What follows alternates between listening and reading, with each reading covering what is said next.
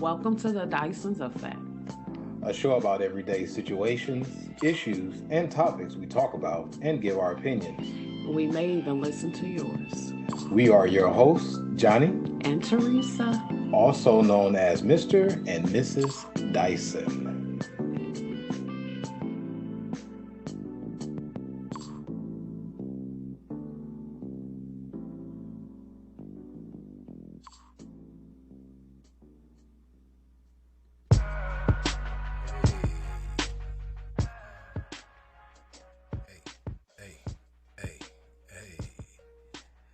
Hey, we're back,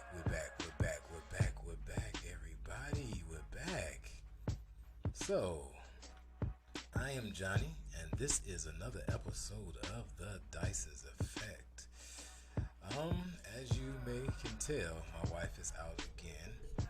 Based on the challenges that we have, we are talking about her experiences and things that she's going through. If she's ready, or will she share it with everyone that she's been going through? If everyone follow her on Facebook or Instagram, you can see that she's been putting up little hints here and there of certain things that she's been going through. But I think that we basically may make a decision if she feels up to it to talk about it or not. She has some health issues and some challenges that she's going through, but she's dealing with it the best way she can.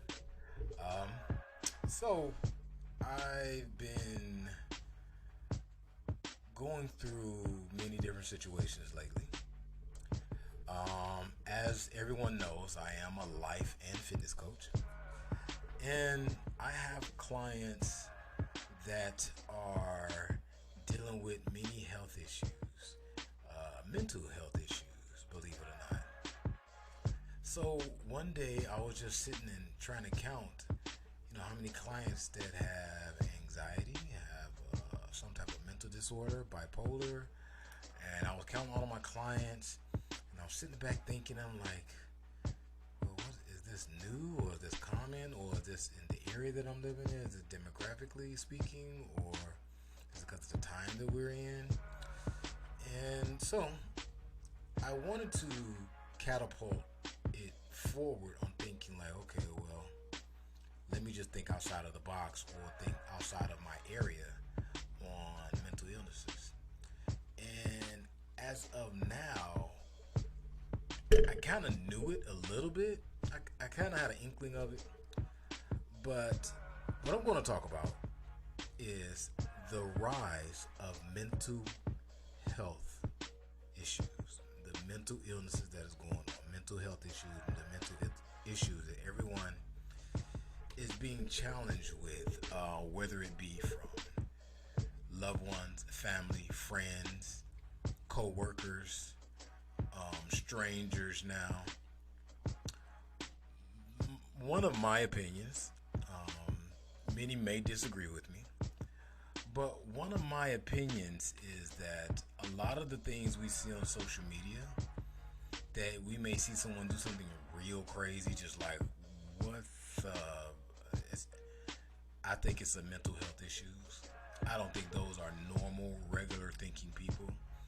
And a lot of these people are socializing with regular people. And these regular people now are taking videos of these people while they are in their worst state.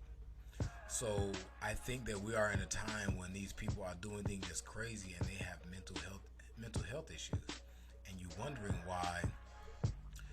Well, why is this person doing this? Why is this person doing that? Well, because me personally, I think, is this stuff even really real?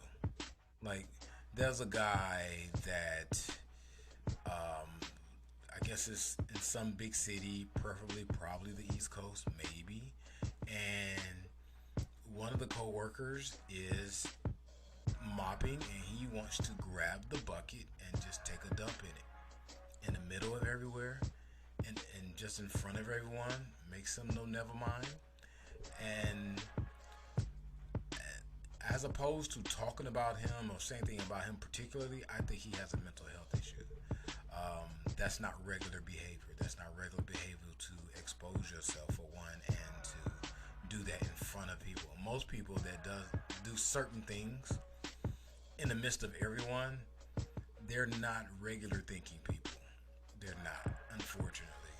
And fortunately, if you depending on how you look at it, because I think that it's good that certain things happen, so we know how to react. So we know what to do in these certain situations. We know what's going on. We know how to. Okay, this person deals with this. This person deals with that. Okay, why don't we see where we can regroup and see what's really going on? Does this person need medication? And so on and so forth. And I found a few articles, a few that correlates to what I'm saying, right? It correlates to everything that's going on now. One of the interesting things is that the youth mental health is worsening. From a 9.7% of youth in the U.S. have severe, keyword, severe major depression compared to a 9.2% in last year's data set. This rate has the highest among youth who identify as more than one race at 12.4%. Now, the reason why that is, I think, that came to light is similar to what we spoke about before, is the heightening of the racism issue that's been going on. And rightfully so, based on their opinions, some people want to explore what more ethnicities, what more things, nationalities of who they are, because the younger people are the ones that's going to change the world. The younger people are the one that's coming close together. The younger people was the ones that was doing the writing up because of the George Floyd situation, because of the racism situation, because of the Black Lives Matter situation. So, with that being said, it also comes with more pain. It also comes with more issues. It also comes with more conflict. And with that conflict, it probably is creating a lot of depression of what's going on. The way of the world. Learning the way of the world. Learning the stress that goes on in the world every day. And I think that it's challenging for young people. Now, that's just one level as it relates to race, as it says.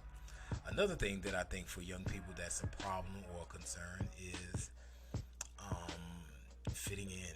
I think fitting in is at a heightening level right now for kids. It was always one thing for children to want to try to fit in at a level where they are at now, at a level for where they could be, at a certain level to like fit in. Like, okay, maybe I'm, with this group, maybe I'm with that group. That was always something, but now is it more because so many children, so many kids are so consumed with social media, and social media has become many psychiatrists or psychiatrists and counsels and so much for people to talk to, and they voice their opinions, they pour their heart out there, do all these things. And on top of that, the suicide rate has been going up for children immensely. And that's, once again, this is just talking about fitting in, which leads to the growing thing about, and I'm not sure if this is a growing number or was these numbers the same, but the growing numbers of young children taken into consideration of if they are a part of the LGBTQ plus community. That is a growing concern. That's a challenge a lot of children are having right now, and it's challenging for them because they have to question everything of their being right now. They have to question everything of who they are right now, and that can lead to depression. It's a lot of children have committed suicide just because of that thought, and this all relates to mental illness issues. So, this is one of the things that I think that maybe we can make more of a difference if we can talk to these children more and not in a way to teach them or or to tell them what to do. I think the first step when it comes to these children is to, believe it or not, listen. I think when it comes to these kids, they want to know that they are being heard. They want to know that someone cares, because, us parents, we deal so much with the hustle and bustle and try and get back to work. We deal with so much of the hustle and bustle with these businesses we own, with, family members, keeping the household together, doing all these other things. Sometimes the kids get lost in, where do they fit in at, or trying to figure out who they are, and as I said before, learning who they are, learning that they're this type of person or not. I mean, you got to think about it. Some kids may not know who they are, to a degree till they get older. Fortunate that I knew what type of person I was very young, what type of person I was going to be and what person I'm not going to be. And I evolved from me knowing who I was at that age and at that time. But, could you imagine a young kid not really knowing who he was, have no one to look up to, no mentorings, no aunts, no uncles that really take them in, show them certain things? Once again, I think that's a big part of the family issue. The family dynamics has changed. The family dynamics has changed because we could also have more than one person we could lean on when it comes to family. It shouldn't always be one side of the family that you can lean on when it comes to aunts, uncles, cousins, nieces, nephews, and so on and so forth. Lean on one side. If you had both sides, you can get different perspectives. You can get different ways of looking at things. You can get a outer look on things that you've never seen before. So I would, I think we should, at this point in time, when it comes to these kids, laying the foundation, just the foundation. And this is a growing thing for me too. I'm not telling anyone that this is something that I need to grow from. Is to just listen. It's gonna be hard, but I think mental illness issues can be a growing thing. Like it can be very, very common. So even before COVID-19, the prevalence of mental illness among adults was increasing. In 2017 and through 2018, 19% of adults experienced a mental illness, an increase of 1.5 million people over the last year's data set. So think about that for a minute. This is before COVID-19. This was an issue. There was an increase in it of 1.5 million people. So all of these people doing things for attention that are adults, they may have a mental illness. And I said that before, like they may have a mental illness. Something may be wrong with them. Their cognitive skills may not be correct. I understand it's good to get the views up on this. I understand it's good, and I'm gonna, post some of these things so I can make my point. Because people want to be entertained. So just imagine that these people, while everybody's laughing at them, while everybody's like, cracking jokes on them, using them as memes and so on and so forth, a lot of these people have mental health issues. It's a reason why you see a person haircut a certain type of way. It's the reason why you may see a guy, and it may not be, and that's what I'm saying, it may not be drugs. Or just think, what if it is drugs, but it's based on the drugs that's their prescription for their mental health issues. So this is a thing that we got to grow on. And, and aside from that, this is interesting. When it comes to adults, when it comes to the mental illnesses growing, suicidal ideation among adults is increasing as well. So suicide is at its highest. Last week I talked about PTSD. That alone can cause suicidal thoughts. The percentage of adults in the U.S. who are experiencing serious thoughts of suicide increased 0.15% from 2016 through 2017 to 2018 through 2018, an additional 460,000 people from last year's data set.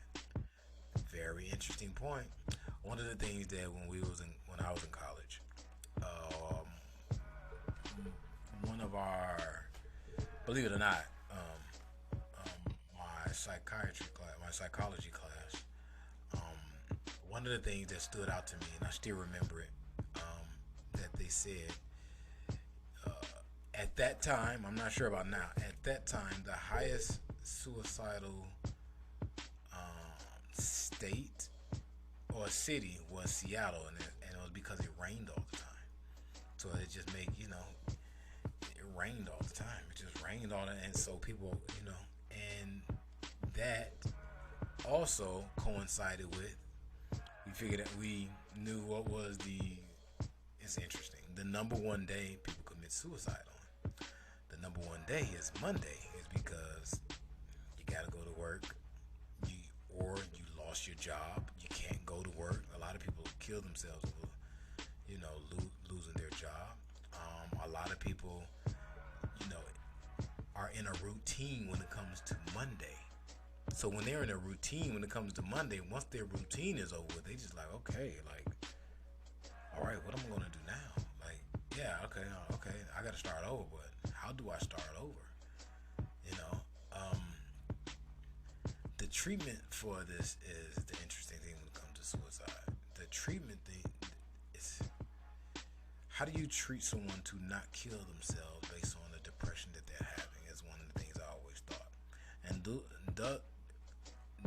does those thoughts lie dormant? And what if they awaken again? Because one of the things that I'm going back to my college days again, we was reading a story about a guy. These three guys broke from prison and they killed people, so on and so forth. And one of the guys had mental health issues, and one of the guys had real bad mental health issues and was crying, and an older grandmother was like trying to talk him out of it, and she tried to reach to him and hug him, and he killed her. Now the reason why and it's just to sum up, it's a lot of, it was very heavy. But the thing about when someone kills someone, it depends, like, because you don't want that, they know that they can kill again. Like so like I'm using that as an example. I don't want to get too far into that, but like when someone kills someone, if they get away with it, they know that they can kill again, and not just to kill again and get away with it. It's just the thought of the thought is always in the back of their mind that, hey, I killed someone. So like, all right, it's not so bad, or it's a lot of things that make it okay for them to kill again. Many different parameters to it. So I'm wondering, I always have that thought about what if it is suicide as well. Like, if you got out of that hole that you were in that you wanted to commit suicide. If you got out of that hole, you're better now. Everything's good. There's nothing to say that you may not get into a hole again. What if something else happens? Would you because I hear stories about certain people that have mental health issues, certain people that have thought about killing before, and 5 years later they get into another depression state, and sometimes they think about it again. Like I'm not too far from that again. Like I was there before, and now I'm back there. Yes, it's a thought again. Yes, like that's always sat with me. And then for the people that unfortunately, depending on how they look at it and how we look at it, that have tried to kill themselves and was not successful. Like they tried to kill themselves, and now they, they're out of it. They didn't get hurt. So there's another side to it when the people did get hurt.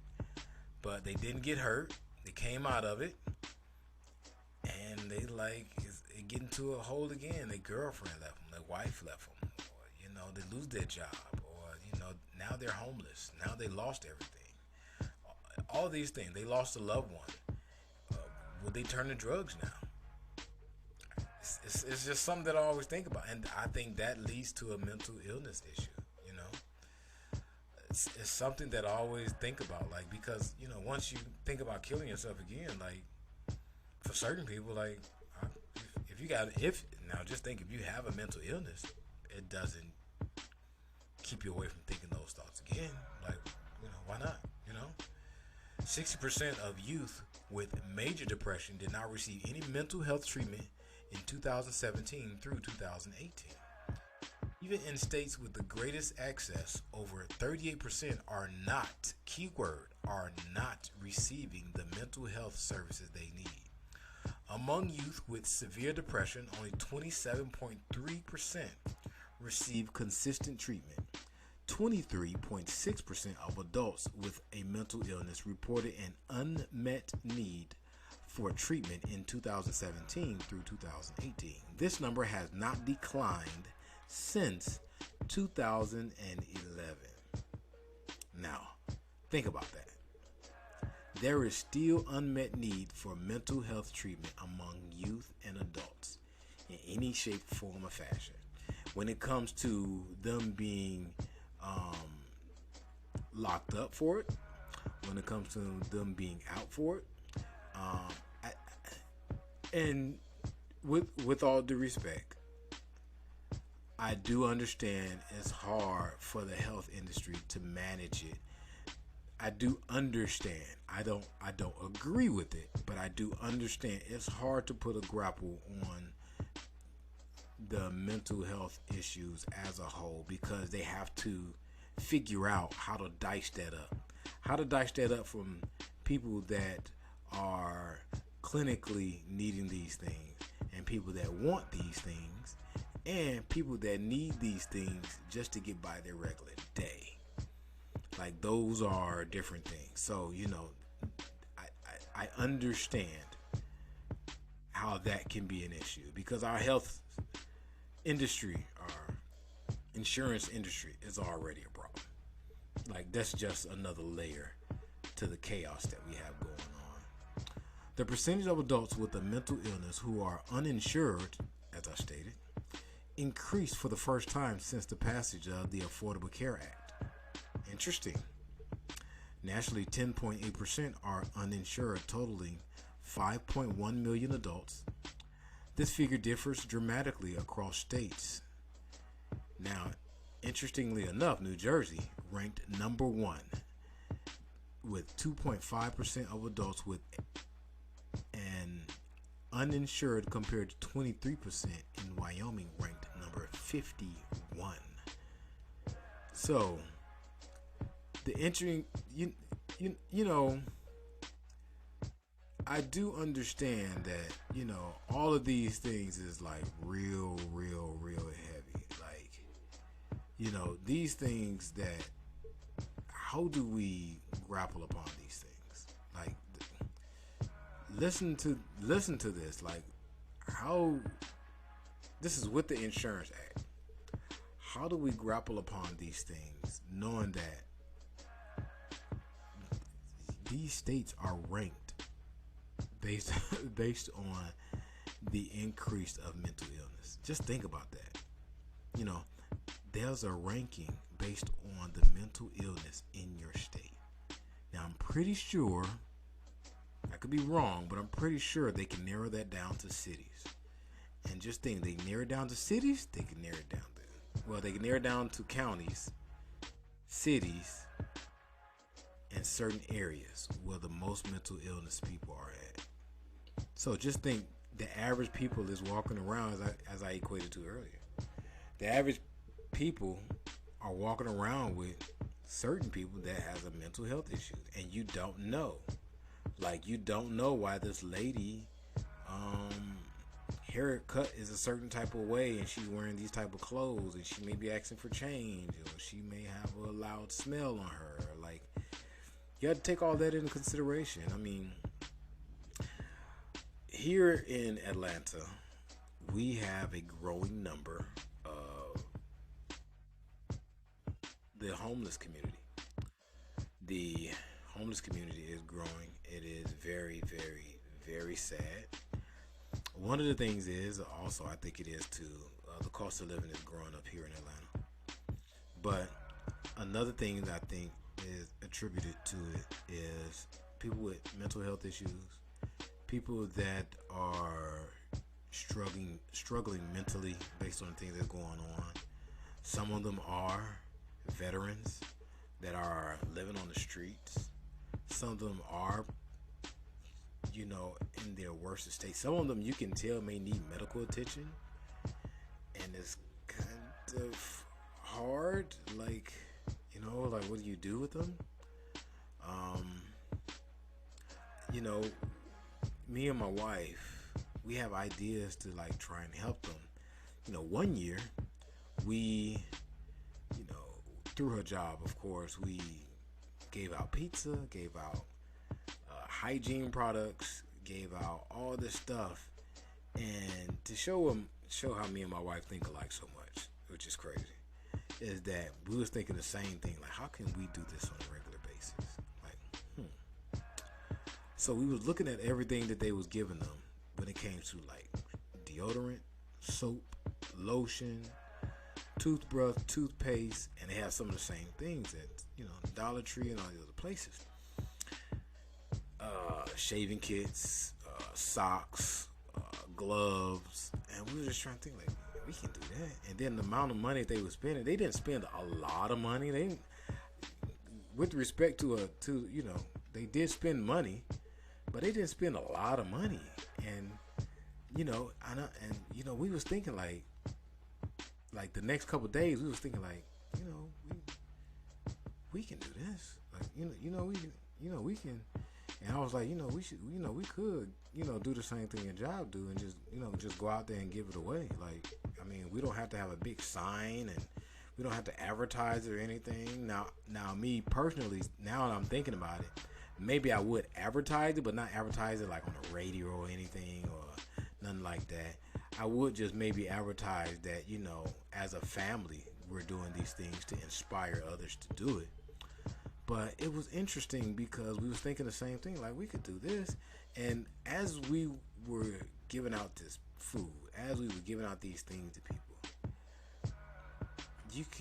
I can tell many of these people have mental health issues, that something is wrong with them, or it's not common for them to be in this situation, for this thing to go on. One guy said he just got out of the shelter and he don't know where to stay at. He don't have nowhere to go. No, he just got out of prison and he was trying to find a way to a shelter because he have nowhere to go. And I'm sitting up there thinking like, wow, it was interesting. So just imagine the people that's living in Atlanta or the biggest one, California, and now. I watched a documentary not too long ago about people in Hawaii now. It's a growing mental illness situation. It's a growing problem. Your mental illness with them, with the health issues and so on and so forth. So, it's something to think about, because there are many number of people that need help that have anxiety and depression. A lot of my clients, they're battling anxiety. So anxiety is one of those things that people say it very often now. It became a common thing to say, yeah, it messes, I have anxiety over this, I have anxiety over it. So I don't know personally if someone has clinical anxiety where they're taking medication over it, or they're just saying they're like, hey, they are a nervous wreck thinking about this thing, or they're overthinking the situation. Now, what I found out, also with a lot of my, people that I have worked with in the past and now working with, a lot of people have anxiety based on their upbringing in life, based on things they're going through currently, based on everything else. These things people that are having this, I was going to say new anxiety, but people that are having this anxiety and about it's inflicted upon themselves, and some are taking medication for it, some are not, and it's interesting because anxiety is not like anything else. Depression, I get it. There's a difference between regular depression is one of those things that people talk about, but you have depression, and then you have clinically depression when you need medication for it. You have other things that's on the same branch of that is people that are bipolar and have, mood swings with it and may need medication with it.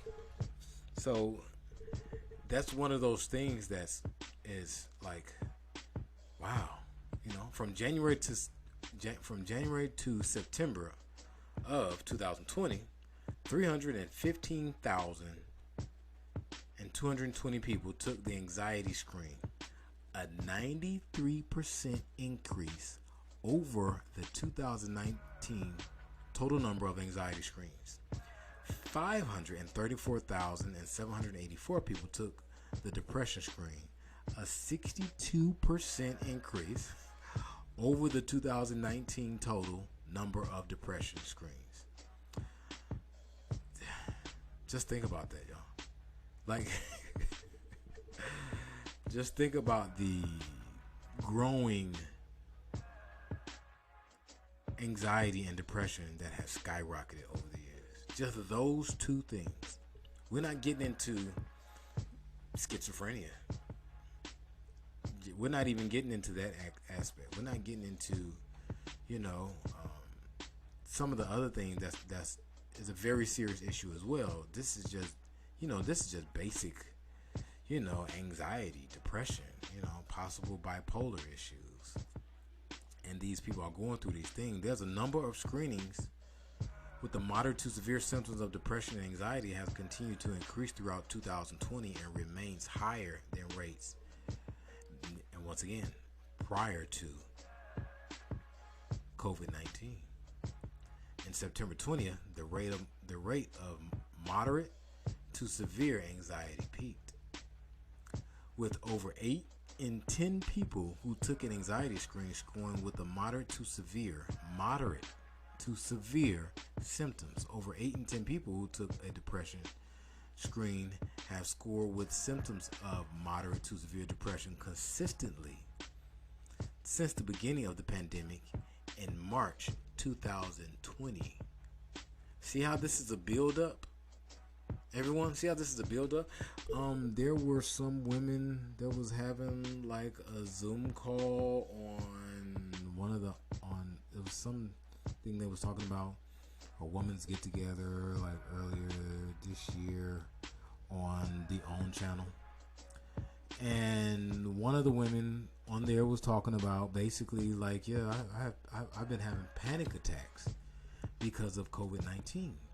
I've been having panic attacks. Like I've been worried crazy because I've been panicking about and I think I have anxiety about it. And I'm listening to her explain it. I'm like, oh yeah, she has anxiety. She has been having panic attacks, and she's been like, a panic attack is like, is when you're very worrisome about a situation and it feels like a heart attack, but it's just a panic attack. But basically, that's your mind giving your body a panic attack, as opposed to your heart giving your body a heart attack, right? And it comes from overthinking the situation and panicking a lot, right? So that's an interesting thing since the beginning of March 2020. Now, yes, it does come with a lot. People with worrying about their loved ones, worrying about losing their job, worrying about many different things of their life and their aspect and things that are going on with themselves. So, yes, it does come with many parameters to that, but it goes with the time that we're in. There's a growing number of, and because it looks like things are has a good possibility of getting better, but it's not lessening people's anxiety and depression levels. You know, more people are reporting frequent thoughts of suicide and self-harm than they have ever before, and this was recorded in the MHA screening program since it launched in 2014. So, since the COVID-19 pandemic began to spread rapidly in March 2020, over 178,000 people have reported frequent suicidal ideation. 37% of people reported having thoughts of suicide more than half or nearly every day in September 2020. That's not that long ago, everyone. You know, that's not that long ago. We're not even a year to September 2021. So where are these thoughts going, as I stated earlier? Where are these thoughts going with these people, right? Where are these thoughts? Are they dormant, right? Are they, you know, it's something to think about, you know? It's an interesting thing when it comes to how we see ourselves, right? That's an interesting thing on how we see ourselves. That's an interesting thing on, okay. So this is my somewhat thoughts on it. And I'm going to somewhat close on it. You know, we have a growing rise on mental health. I'm going to close on it. As it relates to the mental health, as it relates to anxiety, your anxiety levels are on the spectrum. As I said before, it's anywhere between 1 to 10, or we can use 1 to 100 to get it to make people make sense. At a low level, it can be somewhere thinking of as you're just overthinking it, not that big of a deal. At a higher level, you're overthinking and panicking about it, and you're thinking about it too much, and it's probably messing up your sleep, and you're probably overanalyzing it. You're probably thinking about it too much. And it's affecting certain other areas and things. And then it also is affecting you. It's affecting, you know, the way you eat, affecting the way you sleep, affecting the way places where you go, so on and so forth. Anxiety comes from you on one level, maybe possibly running from how you don't want to be from your childhood, or how you do not want to be treated from your childhood, or you are too hard on yourself about what you don't have and what you're trying to accomplish, and or you're too hard on yourself about how you're going to get there, right? How this, how that. You know, that creates a lot of anxiety, because basically anxiety never stops. Once you think about one situation, you're going to think about it again, you're going to think about it again, you're going to ask the same question. You're going to ask all the same question about the same issue more than once, and you're going to try to outthink the situation. So the anxiety comes into play because many struggle with their current situation. Your current situation is not going to change. What will change is your perception. As I stated before on this podcast, is your perception is your reality. How you look at it is how you view it. Right? It's like telling people and I use this example all the time, but it's like asking someone what's the definition of tall. If this person say the definition of tall is 6 feet, but they are 4'8", that's tall to them. If you ask someone that is 5'8" and 5'9", what's tall to them might be 7 feet, but it's based on their perception, right? If you change your perception, you change your reality. If you don't overthink anything, if you don't, overanalyze, don't overlook it. Don't look at it this way. Don't look at it that way. Accept things for what it is and deal with the day as it may comes. Deal with the challenges that it may come, and don't put yourself in a hard situation because you're not where you want to be, or not where you should be. Yes, you should strive to be better. Yes, you should learn to do your best in everything that you do. Rank yourself on how good you did, and you can know you have a little bit more in you. Yes, you should do those things, but it's not the end all be all. It's not the end all be all, because one of the things that I see everyone beats themselves up over is they're judging themselves, but their only competition is themselves. Your competition is only you. You're not competing with anybody else. The problem is you may see other people and other things that other people may have and all this other stuff that's going on, and you think that's where you should be, or that's where you should strive to go. But your journey is your journey. No one can get there for you. No one can get to these places for you. No one can, jump over the hurdles that you jump over. No one experiences yours. No one can have your breakthrough. No one can give you the things that you need. No one can see the things that you can see. Whether you believe in God or not, there's many people that may or may not believe in God.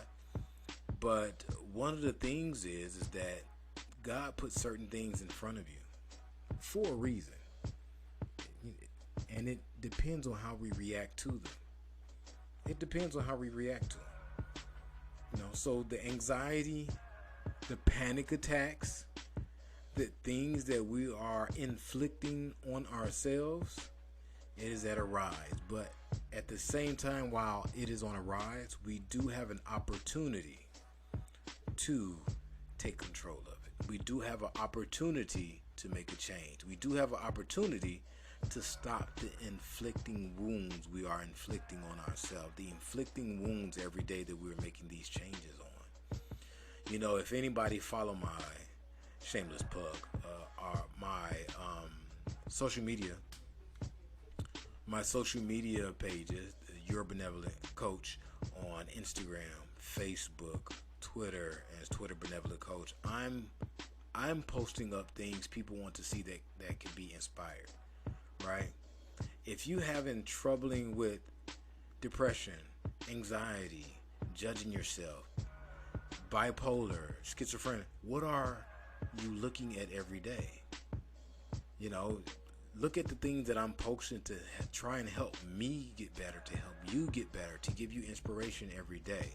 If you're looking at things that's not inspiring you every day, it's going to add to your anxiety. If you always have that anxiety, depression, panic issues hanging over your head anyway. These are the things that challenge us to be better every day. What are we consuming, everyone? Right? What are we consuming? What are we doing? What are we doing? What are we consuming to have these thoughts? Think about it. What are we putting in our minds to have these suicidal thoughts? What are we putting in our minds as far as the music that we have? One of my wife, is just now, she won't admit it. She's starting to like reggae music, right?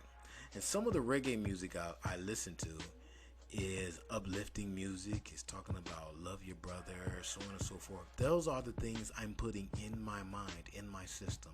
Those are the things I want to manifest into the world. Love people, take away the hurt, so on and so forth.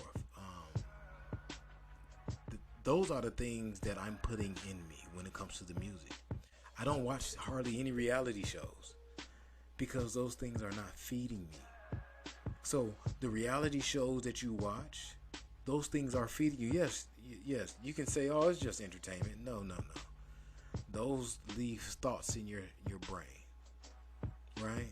So much social media, if you do too much of it, if you're not using it for a tool, for a reason, those things are using too much of you. So if you are troubled in these situations with mental illness, please reach out to someone to get you some help, but also pay attention to what's feeding you, everyone. Pay attention to what's feeding you mentally, physically when it comes to the food, spiritually when it comes to God, if you believe a God or not. Believe it's the energy. Emotionally, what's feeding you emotionally? Are you putting the right emotions in you with the right people that gives you the right happiness that you need every day? Are you waking up happy every day? Are you waking up like, man, I can't wait to start my day? Or are you waking up like, man, I can't wait for this day to be over with, and you just woke up?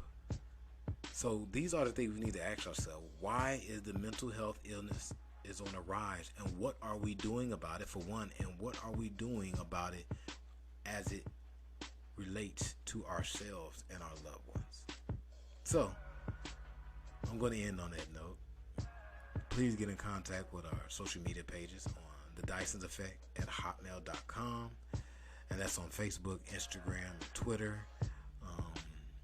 My wife's Instagram page and Facebook page is I am his Mrs. Dyson, and please watch out for her business, Miss Curvy Flavors Boutique. Miss Curvy Flavors Boutique. Check that out. She has some good ideas coming up. And follow my page, Your Benevolent Coach, and Benevolent Coach on everything. And always, I'm Johnny. There is no Teresa. Please stay in contact with us. Please stay in contact with your loved ones. And this has been another episode